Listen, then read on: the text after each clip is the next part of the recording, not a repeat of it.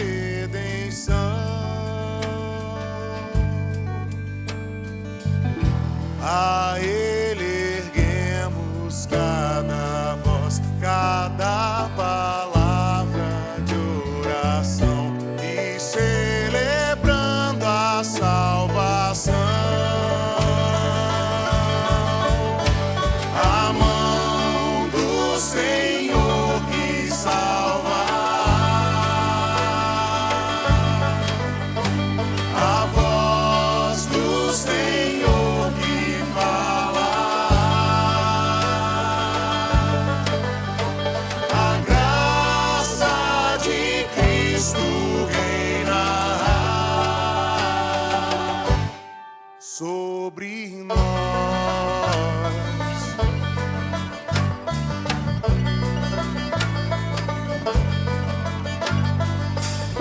É Cristo que nos faz viver.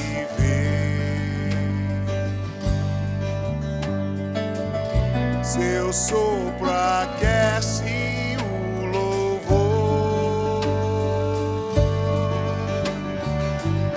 que entregamos aos seus pés, clamando o nome do Senhor. A nossa alma canta. A mão do Senhor que salva, a voz do Senhor que fala, a graça de Cristo reina sobre nós.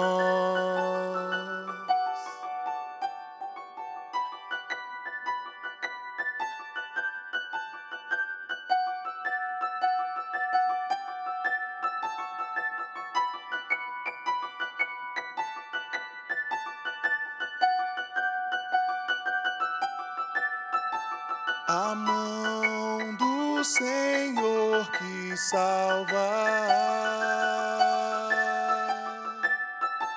a voz do Senhor que fala, a graça de Cristo reina sobre nós.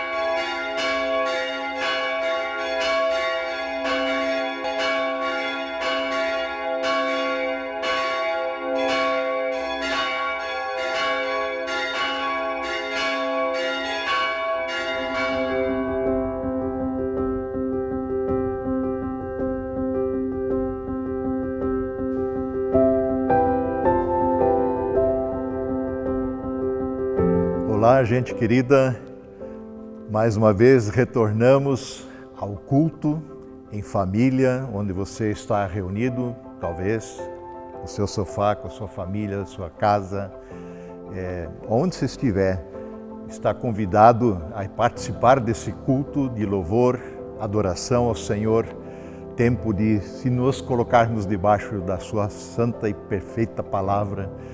E por isso o nosso encontro aqui se dá em nome do Deus que é Pai, Criador de todas as coisas, em nome do seu amado Filho, Jesus Cristo, que por nós deu a sua vida para nos resgatar, nos salvar, nos reconciliar com o Pai, e em nome do Espírito Santo de Deus, que habita o nosso coração, coração de todo aquele que crê, o teu e o meu.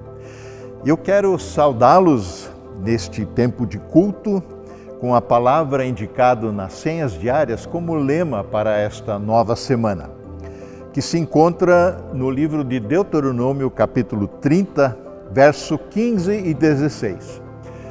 Neste contexto, Moisés está dando as dicas finais, por assim dizer, rumo à ocupação da terra prometida. E aqui está sendo renovado a aliança com o Senhor. E ele diz, o Senhor diz, vejam, que hoje eu ponho diante de vocês vida e prosperidade. Coloco diante de vocês, pois também a morte e a destruição. Pois hoje lhe ordeno que amem o Senhor, o seu Deus, andem nos seus caminhos e guardem os seus mandamentos, decretos e ordenanças. A proposta que nos está sendo apresentada é de vida ou morte. A vida está em nos sujeitarmos à vontade perfeita do Senhor, em andarmos no seu caminho. Dali a bênção, a vida, a prosperidade. Fora do Senhor, tudo o que temos é morte. E a morte nos separa de Deus, como o pecado. O pecado é a razão disso tudo. E é interessante porque nós queremos hoje falar sobre aprender a viver. E nesse contexto, ainda tem uma palavra que cabe perfeitamente, onde diz que o Senhor, seu Deus, dará um coração fiel a vocês. Um coração fiel a vocês e aos seus descendentes, para que o amem de todo o coração, de toda a sua alma e vivam. De nossa própria força, não conseguimos amar o Senhor de todo o nosso coração, mas Ele nos capacita para isso, especialmente a partir da fé em Cristo, que o Seu Espírito vem ao nosso coração. Somos habilitados a amá-lo porque Ele nos amou primeiro. E esse amor nos conclama a louvar, a adorar. E é o que nós queremos fazer juntamente com o Carlão nesse momento.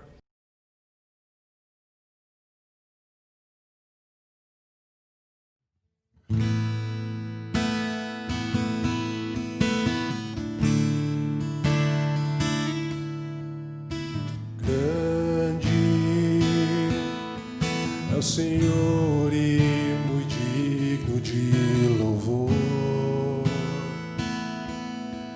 A cidade do nosso Deus, seu santo monte. A alegria de toda a terra.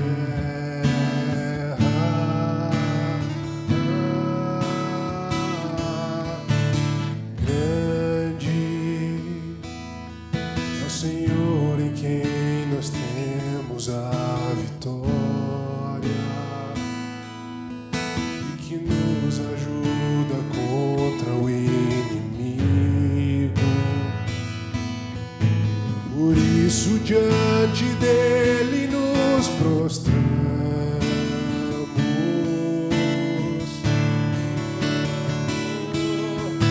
Queremos o teu nome engrandecer e agradecer-te tua obra em nossas vidas. Confiamos em teu infinito amor, pois só tu és o Deus eterno sobre toda a terra e céu.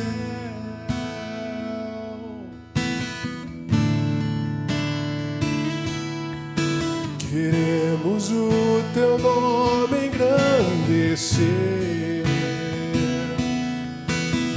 e agradecer-te por tua obra em nossas vidas. Confiamos em teu infinito amor,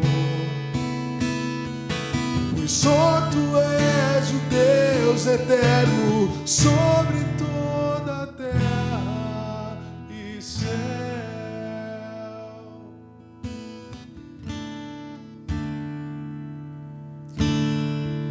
Nesse tempo agora você possa fechar teus olhos e enxergar os braços de Deus, os olhos que Ele te olha, deixando o teu sofrimento diante dEle, porque você tem sofrimentos e todo mundo tem, mas nesses braços do nosso Deus nós encontramos um abraço, uma certeza de salvação. Nós encontramos a verdade, nós encontramos a vida.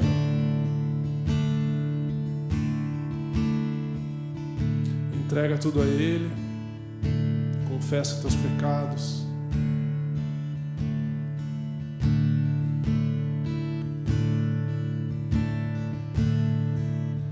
Esse nosso Deus de perfeição, Ele quer encontrar no teu sofrimento uma brecha para te encontrar, um espaço para preencher o teu coração com alegria e com essa vida verdadeira que somente Ele sabe, somente Ele tem, somente Ele é a fonte.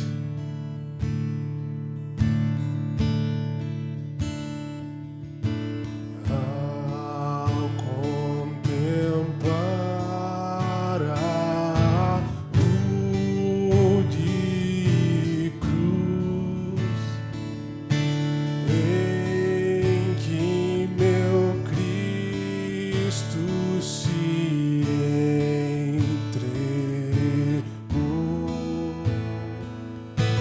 toda a riqueza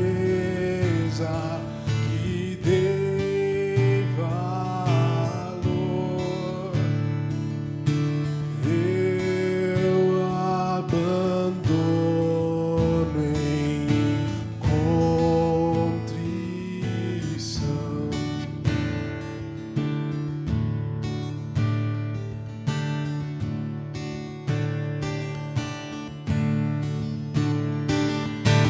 Vejo sua fronte, seus pés e mãos sangram do amor pelo qual morreu. Mesclam-se dor e compaixão com os espinhos que sofreu.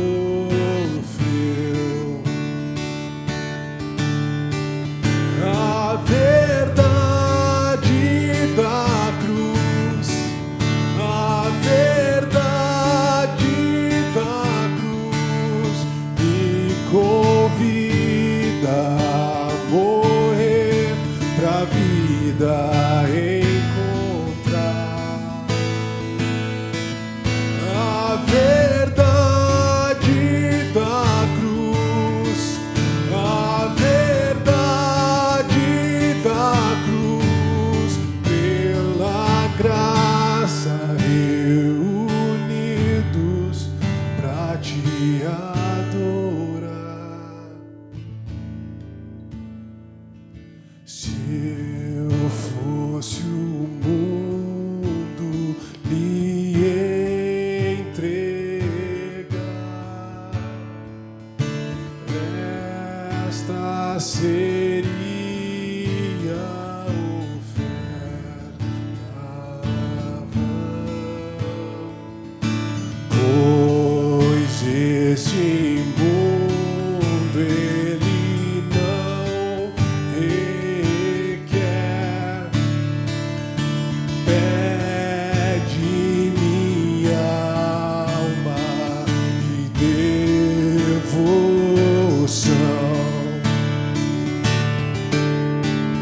A verdade da cruz, a verdade da cruz me convida a morrer pra vida encontrar.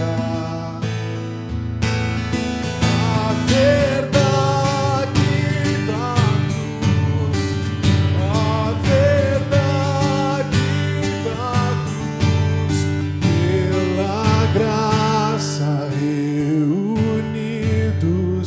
pra te adorar.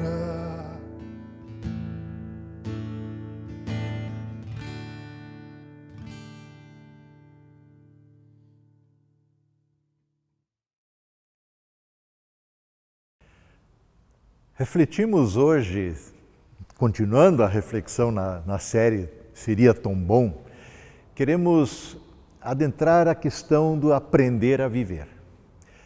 Já comentamos aqui, quando iniciamos a série Seria Tão Bom, que essa série nos leva a olhar para trás, para o passado, onde vemos a boa criação de Deus, a perfeita criação de Deus. E essa série mas também nos leva a olhar para o futuro, para frente, por aquilo que aguardamos como o novo céu, a nova terra, mas ela também nos leva a olhar para o hoje, para o presente, para o momento em que vivemos, dentro do qual nós vivemos, existimos e precisamos aprender a viver segundo os propósitos de Deus. A vida é altamente dinâmica e ela é tudo menos monótona, pelo menos para mim. Estamos tendo que reaprender a arte de viver em meio a essa pandemia. Fala-se até mesmo de um novo normal, mas convenhamos, isso tudo é normal. É tudo uma questão, então, de adaptação? O jeito é aprender a conviver com tudo isso? O jeito é simplesmente aceitar a vida como ela é?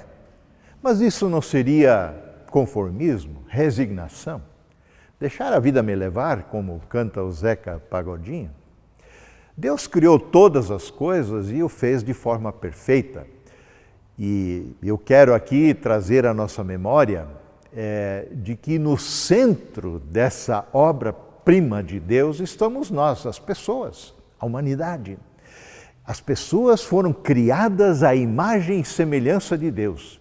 E que, diferente de todo o restante da criação, Deus abençoou o ser humano. Deus nos abençoou. Eu quero lembrar aqui os textos de Gênesis 1, 28 a 31, que relata este momento na criação de Deus. Então Deus os abençoou, o homem e a mulher, e disse: sejam férteis, multipliquem-se, encham e governem a terra. Dominem sobre os peixes do mar, sobre as aves do céu, sobre todos os animais que rastejam pelo chão. Então disse Deus: vejam, eu lhes dou todas as plantas com sementes e toda a terra e todas as árvores frutíferas para que lhes sirvam de alimento. E dou todas as plantas verdes como alimento a todos os seres vivos, aos animais selvagens, às aves do céu, aos animais que rastejam pelo chão. E assim aconteceu. Então Deus olhou para tudo que havia feito e viu que era muito bom. A noite passou, veio a manhã, encerrando assim o sexto dia da criação.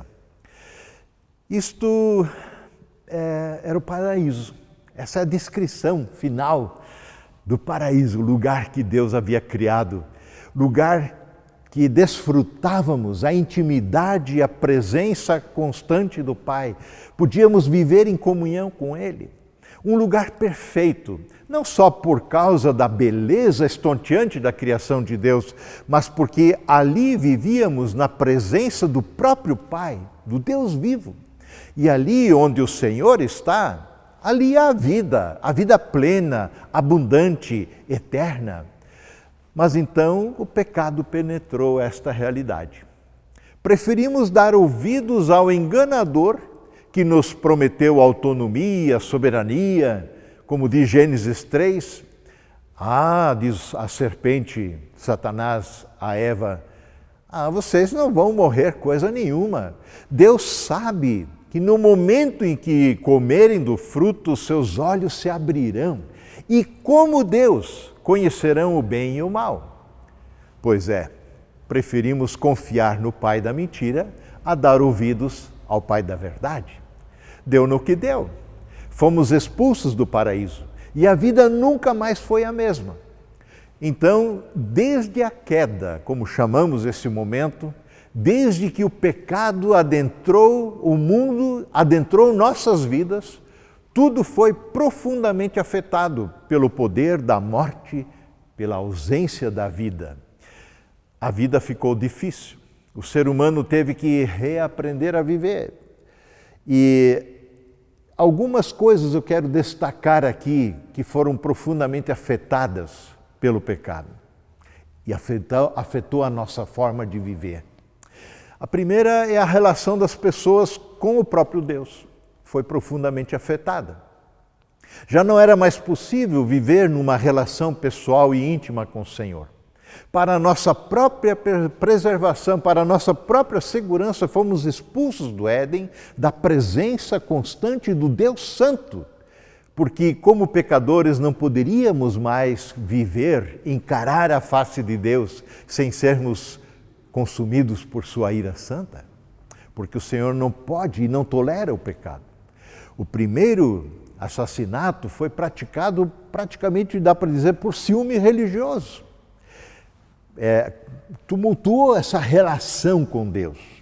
As intenções não estavam mais limpas, puras. E ao final dessa história, em Gênesis 4, nós lemos: então Deus disse a Caim: o que é que você fez? Ouça, o sangue de seu irmão clama para mim da terra. O próprio solo que bebeu o sangue de seu irmão, sangue que você derramou, amaldiçoa você. O solo não lhe dará boas colheitas, por mais que você se esforce. E de agora em diante, você não terá mais um lar e andará sem rumo pela terra. Que desígnio trágico! O próprio Caim reconheceu no verso 13, meu castigo é maior do que eu posso suportar. A vida daí em diante ficou difícil, cheia de dor, aflição, miséria, violência. E essa história culmina de fato com um fim melancólico. Diz no verso 16, Caim saiu da presença do Senhor e se estabeleceu na terra de Nod, ou seja, na terra da sua peregrinação a leste do Éden. E assim, Caim anda por conta própria. Segundo lugar, a queda afetou as relações familiares, a relação do casal. No verso 16, Deus diz para a mulher, depois de ela desobedecer ao mandato de Deus, farei mais intensas as dores da sua gravidez, e com dor você dará à luz. Seu desejo será para seu marido, e ele a dominará. Nesse tempo de pandemia, o índice de violência doméstica, por exemplo, no Rio de Janeiro, uma notícia que eu vi recente, disse que aumentou 50%. Mas esse aumento não se dá só no Rio de Janeiro. É um fenômeno mundial, segundo a ONU Mulheres. E esses números ainda são subnotificados. Casais que se dizem amar, ou que se amam, agridem-se violentamente com palavras, gestos, atitudes e muitas vezes culminam em violência física e até mesmo morte. Denúncias de tentativa de feminicídio crescem 74% em um ano, diz uma notícia, entre 2018 e 2019, diz o Ministério da Mulher, Família e Direitos Humanos. Mas se isso foi em 2018 para 2019, então será que a pandemia é a culpada disso tudo? É o isolamento social que torna os homens violentos, agressivos e até mesmo assassinos de suas esposas? A sujeição da mulher ao homem, o domínio do homem sobre a mulher, não fazem parte do projeto original de Deus. Quando Deus diz isso para a mulher em Gênesis 4, verso 16, seu desejo será para seu marido e ele a dominará, Deus o faz no contexto da queda. A queda já aconteceu, o pecado já adentrou e confundiu toda essa relação. E é bem outra coisa que encontramos em Gênesis 1, 27 e 28, logo após Deus ter criado o homem e a mulher. Ali nós lemos, assim Deus criou os seres humanos, a própria imagem, a imagem de Deus os criou, homem e mulher os criou. Então Deus os abençoou e disse, sejam férteis, multipliquem-se, enchem e governem a terra, dominem sobre os peixes do mar, sobre as aves dos céus, sobre todos os animais que rastejam pelo chão. Então, no princípio, não havia lugar para o machismo, para nenhuma distorção de gênero. Isso é consequência direta da queda. Com a queda, homem e mulher rivalizam no direito de governar, por assim dizer. Tanto é verdade que em algumas culturas milenares a estrutura social é matriarcal e também nessas culturas vemos prejuízos semelhantes às sociedades patriarcais. Também ali há problemas. O desejo de Deus é que todos vivam em união plena e construam famílias sob o abrigo, sob o arrimo, sob a segurança do amor. Vejam que o próprio Paulo, que inspirado pelo Espírito Santo, escreve à igreja de Corinto, em 1 Coríntios 7, verso 3 seguinte, diz o seguinte: o marido deve cumprir seus deveres conjugais para com a sua mulher, e da mesma forma a mulher para com seu marido. A mulher não tem autoridade sobre o seu próprio corpo, mas sim o marido. Da mesma forma, o marido não tem autoridade sobre o seu próprio corpo, mas sim a mulher. Ou então, quando Paulo se refere a relações dos pais e filhos, filhos, obedeçam os seus pais no Senhor, porque isso é certo a fazer. Homem, honre seu pai e sua mãe. Esse é o primeiro mandamento com promessa, pois assim você irá bem e viverá por longo tempo na terra. Pais, tratem seus filhos de modo a não irritá-los. Antes, eduque-nos com a disciplina e a instrução que vem do Senhor. Efésios 6. Este é o padrão desejado pelo Senhor. E que, como a Igreja de Cristo, povo reconciliado com Deus, com o próximo, consigo mesmo, somos chamados a vivermos sob a direção e sob a autoridade do Espírito Santo de Deus. E aí sim, nossas relações precisam ser pautados por essa graça, por esse amor, pela misericórdia que recebemos do Senhor. Em terceiro lugar, as relações humanas foram igualmente afetadas pela queda. O relato de Gênesis 4 narra o assassinato de Abel pelo seu irmão Caim. Caim, ao ver que fora rejeitado pelo Senhor, bem como a sua oferta, ficou furioso. Na verdade, ele ficou transtornado de ódio, diz o verso 5. E ali mesmo, em pleno contexto de culto a Deus, de sacrifício que estavam trazendo a Deus, ali mesmo ele ainda, alertado por Deus, ali mesmo ele planeja e decide matar o seu irmão Abel. Assim, o homicídio, expressão maior do pecado que mata, que divide, adentrou as relações humanas. E ainda em Gênesis 4, nós lemos a respeito de Lameque, descendente de Caim, que diz às suas duas mulheres, Ada e Zilá: matei um homem que me atacou, matei um menino que me feriu. Se aquele que matar Caim será castigado 7 vezes, quem me matar será castigado 77 vezes. A ostentação e a soberba de Lameque aqui ilustra a profundidade dos efeitos do pecado nos descendentes de Caim, tanto em sua poligamia como em sua violência. Lameque personifica o declínio do pecado, que ao final vai culminar no dilúvio. Lameque intimida suas mulheres, gabando-se de sua violência. A vida foi banalizada, mata-se sem pensar 2 vezes. Não há mais critério de justiça e a coisa só vai ficando cada vez pior. Vejam que a constatação do próprio Senhor Deus, que Ele faz de sua preciosa criação, em Gênesis 6, versos 5 e 6, é impressionante. O Senhor viu que a perversidade do homem tinha aumentado na terra e que toda a inclinação dos seus pensamentos e do seu coração era sempre e somente para o mal. Então o Senhor arrependeu-se de ter feito o homem sobre a terra e isso lhe cortou o coração.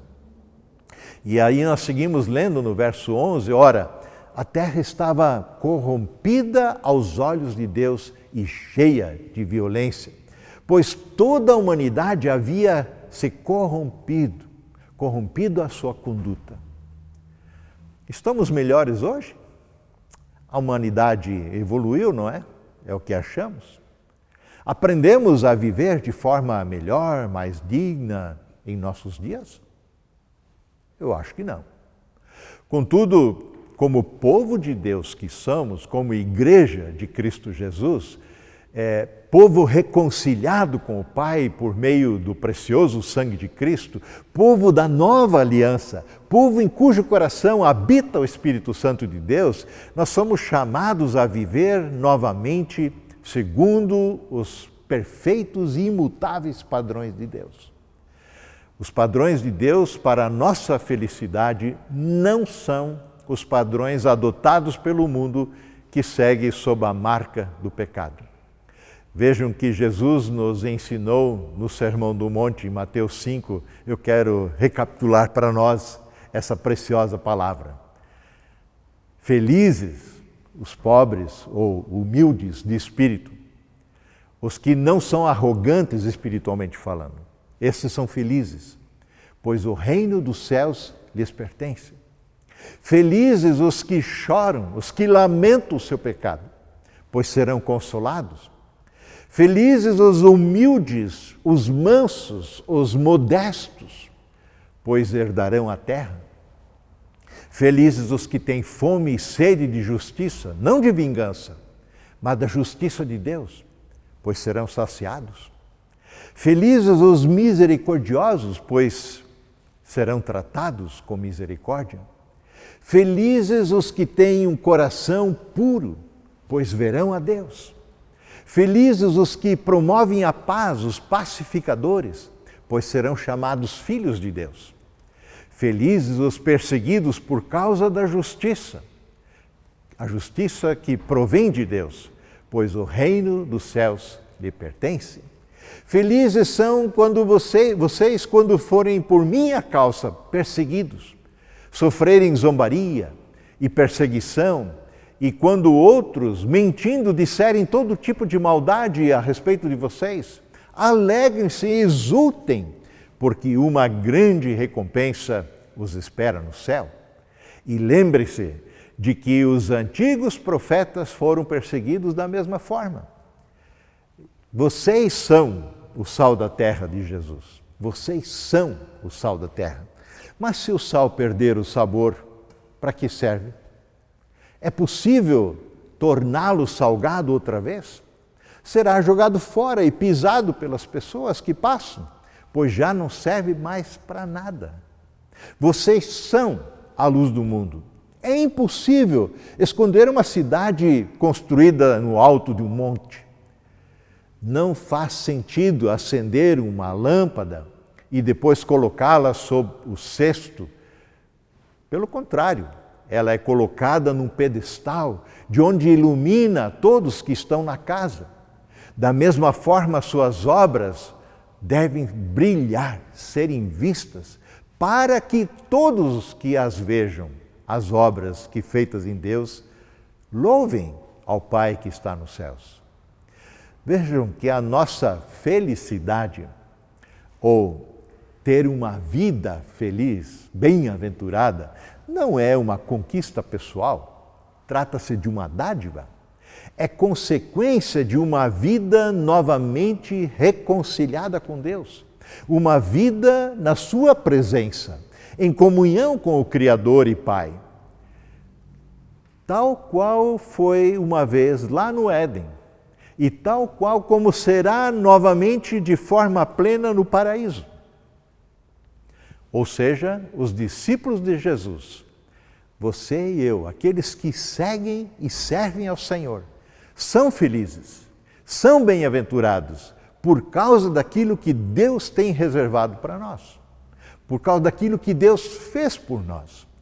Então, Jesus não está aqui estabelecendo meramente um novo código de ética e de conduta para os cristãos, mas tão somente descrevendo a bênção, a felicidade que está reservada àqueles que lhe pertencem e andam segundo a sua vontade. Já em parte, agora, hoje, agora mesmo, mas sobretudo também no novo céu e na nova terra que está descrito lá em Apocalipse 21, 22 e que nós aguardamos. Em quarto lugar, a queda também afetou a nossa relação com a natureza, criada por Deus. Vejam que Deus disse para Adão lá em Gênesis 3, 17, e ao homem Deus disse: uma vez que você deu ouvidos à sua mulher e comeu da árvore cujo fruto ordenei que não comesse, maldita é a terra por sua causa. Por toda a vida terá muito trabalho para tirar da terra o seu sustento. Ela produzirá espinhos e ervas daninhas, mas você comerá de seus frutos e grãos. Espinhos e ervas daninhas não compõem o cenário original da criação de Deus. No terceiro dia da criação, em Gênesis 1, 9 seguintes, e disse Deus: ajunte-se em um só lugar as águas que estão debaixo do céu e apareça a porção de terra seca, e assim foi. A parte seca Deus chamou de terra e a chamou de mares, o conjunto de águas, e Deus viu que isso ficou bom. Então Deus disse: cubra-se a terra de vegetação, plantas que deem sementes, árvores cujos frutos produzem sementes de acordo com as suas espécies, e assim foi. A terra fez brotar a vegetação, plantas que dão sementes de acordo com as suas espécies e árvores cujos frutos produzem sementes de acordo com as suas espécies, e Deus viu que ficou muito bom. Agora a coisa muda. Em Gênesis 3, com o suor do teu rosto você obterá alimento, até que volte à terra da qual você foi tirado, porque você foi feito do pó e ao pó voltará. Então o Senhor disse: vejam, agora os seres humanos se tornaram semelhantes a nós, pois conhecem o bem e o mal. Se eles tomarem do fruto da árvore da vida e dele comerem, viverão para sempre. Para impedir que isso acontecesse, o Senhor Deus o expulsou do jardim do Éden e Adão passou a cultivar a terra da qual ele tinha sido formado. Vejam que o relacionamento natural do homem com a terra foi sim profundamente afetado por causa da queda.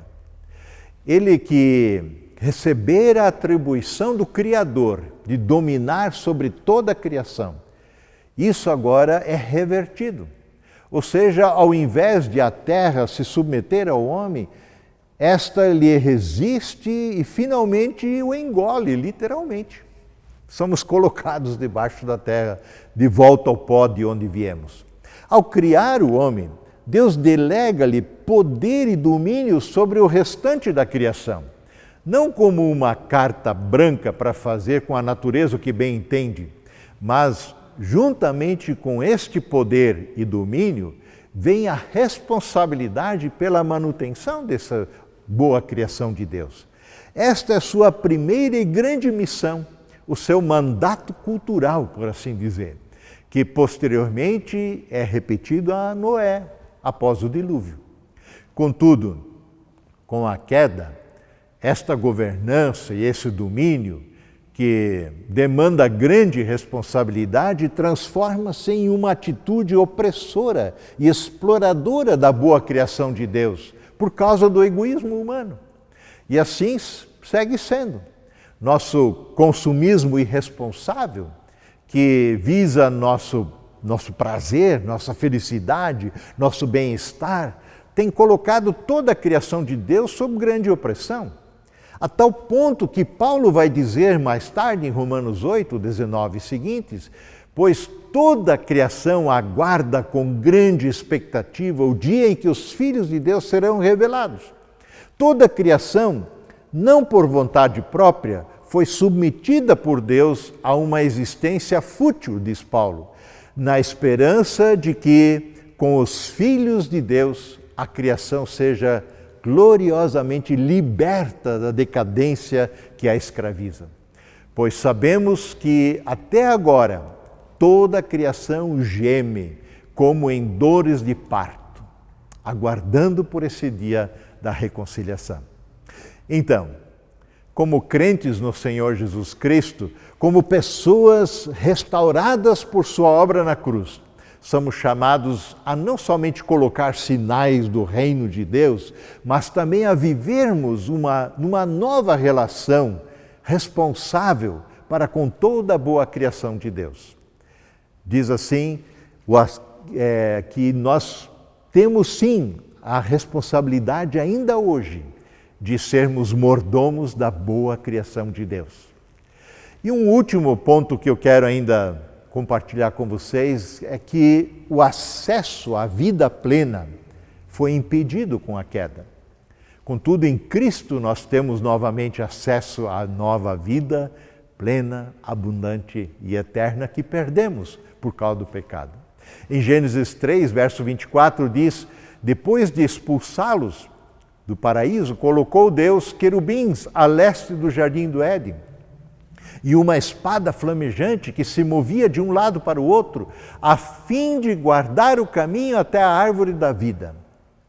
Bem, o nosso caminho de volta ao paraíso foi definitivamente fechado. Os querubins colocados à entrada do Éden, guardando o acesso à árvore da vida, mostra que, de fato, o salário do pecado é a morte. O juízo sobre o pecado não pode ser desfeito por uma escolha humana. Não conseguimos e não conseguiremos consertar o estrago que fizemos. Só Deus pode desfazer os efeitos da desobediência e da nossa rebeldia contra Ele. E aqui nós temos a primeira indicação clara de que a nossa salvação viria somente de Deus e daquilo que Ele faria no futuro em nosso favor, na pessoa de seu Filho Jesus, como já foi profetizado em Gênesis 3,15, que o descendente da mulher, referindo-se a Cristo, esmagaria a cabeça da serpente, Satanás, na cruz. E então, o que nos aguarda? O que nos resta? Resignarmos, aprender a conviver com a dor, com a aflição, com a violência, com a injustiça, com a doença, com a morte? Não. Temos uma promessa de uma viva esperança. Apocalipse 21, eu só leio os versos iniciais. Vejam o que nos está prometido, o que João vê em antecipação, que lhe é revelado. Então eu vi novo céu e uma nova terra, pois o primeiro céu e a primeira terra já não existem e o mar também não existe. E vi a cidade santa, a Nova Jerusalém, que desce do céu e da parte de Deus, como a noiva belamente vestida para o marido, Cristo. Ouvi uma forte voz que vinha do trono e dizia: vejam o tabernáculo de Deus, a tenda de Deus está no meio de seu povo. Deus habitará com eles e eles serão o seu povo e o próprio Deus estará com eles, como foi lá no início. Ele lhes enxugará dos olhos toda lágrima e não haverá mais morte, nem tristeza, nem choro, nem dor. Todas essas coisas passaram para sempre. E aquele que estava sentado no trono disse: vejam, faço novas todas as coisas. Em seguida disse: escreva isto, pois isso é digno de confiança e é verdadeiro. E disse ainda: está terminado. Eu sou o Alfa e o Ômega, o princípio e o fim. Quem tiver sede, darei a beber gratuitamente da fonte da água da vida. E o vitorioso herdará todas as bênçãos. E eu serei o seu Deus, e ele será o meu filho e filha. Essa é a promessa, queridos, que nós temos. Essa é a expectativa que nós temos. E nós vivemos aqui no meio. dentre aquilo perfeito que Deus fez e o perfeito que nos aguarda.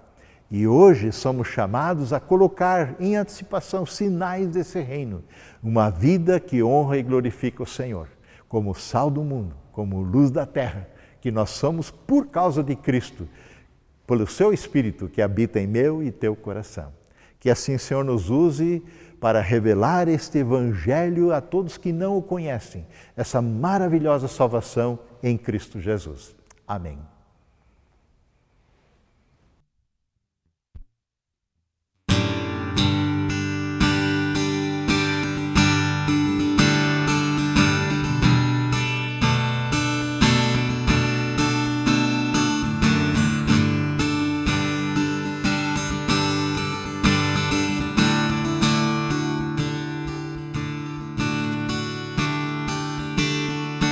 Deus é castelo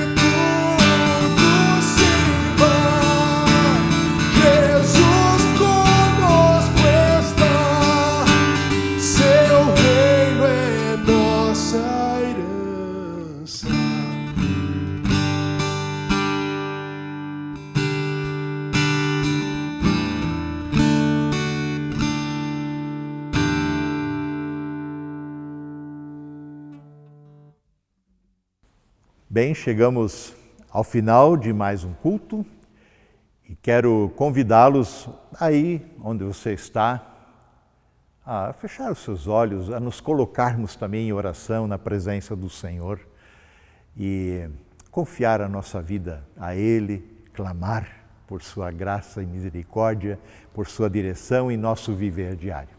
Oramos. Querido e amado Senhor, te agradecemos e louvamos de todo o nosso coração por esse tempo que pudemos separar neste domingo para cultuar o Senhor, para, em comunidade, ainda que espalhados por causa desta pandemia, em comunidade, ainda que não de forma presencial, mas unidos pelo Teu Espírito Santo que habita em nosso coração, que nos congrega, com a certeza de que o Senhor está entre nós, conosco, porque onde 2 ou 3 estão reunidos em meu nome, ali estou no meio deles. Nós te agradecemos, Senhor, pela Tua palavra, que nos abençoa, que nos orienta, que nos conclama a uma vida nova, uma vida com o Senhor Jesus. Ajuda-nos, Senhor, ensina-nos a reaprender a viver segundo os Teus critérios, porque há bênção nisto, há felicidade nisto, há uma vida plena à nossa disposição na medida que seguimos os Teus preceitos, que andamos em comunhão com o Senhor, porque onde o Senhor está, há bênção. E assim, Senhor, também nós queremos ainda interceder por tantos que sofrem, sejam necessidades financeiras, até de alimentos, em função desta pandemia, em função das desigualdades que existem também em nosso país, nossa cidade. Dá-nos um coração generoso, dá-nos mãos que socorrem, que atendem, pés que vão na direção do outro.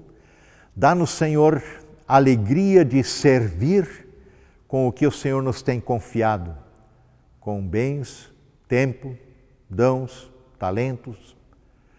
Queremos colocar assim a nossa vida à Tua disposição para sermos usados pelo Senhor também nesta nova semana. Senhor, aí assim, olha por aqueles que também convivem com o luto nesse tempo de pandemia, consola aqueles e cura aqueles que estão em leitos de hospital. Senhor, olha por tantos enfermos, por aqueles que lidam no dia a dia em plantão médico, em hospitais. Dá-lhes forças, renova suas forças, energia, motivação e alegria nesse serviço. E tudo mais, Senhor, nós queremos colocar diante de Ti, orando juntos a oração que o Senhor mesmo nos ensinou. Pai nosso que estás no céu, santificado seja o Teu nome. Venha o Teu reino. Seja feita a Tua vontade, assim na terra como no céu. O pão nosso de cada dia dá-nos hoje. E, Senhor, abençoa-nos e livra-nos do mal. Conduza-nos, Senhor, na Tua vontade. Porque Teu é o reino, Teu é o poder, Tua é a glória, hoje e para sempre. Senhor, assim Tu nos ensinaste a orar e assim nós fazemos dessa oração não uma mera petição, mas expressamos de coração, porque é o nosso desejo caminhar contigo em comunhão íntima, como Pai querido que és em Cristo Jesus. E em nome do Senhor Jesus é que nós oramos. Amém. E que o Senhor te abençoe e te guarde. O Senhor faça resplandecer o seu rosto sobre ti e tenha misericórdia de ti. O Senhor sobre ti levante o seu rosto e te conceda a sua paz. Amém. Tenham ainda todos um abençoado domingo. tempo de descanso, tempo de estar em família, tempo de nos alegrarmos com a presença do Senhor. Amém. Então, gente, como a gente tem dito, já na semana passada e outras vezes convidado, sempre após esse tempo de culto, nós temos uma sala aberta, está aí no chat, foi enviado talvez a você via WhatsApp, e-mail, o link. Entre na sala, aproveite esse tempo que nós chamamos de conversa no pátio, no pátio aí da igreja, virtualmente falando. É um tempo de reencontrar amigos e irmãos, de compartilhar a vida, de nos alegrarmos e chorarmos juntos, intercedermos uns pelos outros. Não deixe de aproveitar essa oportunidade. Está ali à disposição, a um clique de sua mão. Bom domingo a todos.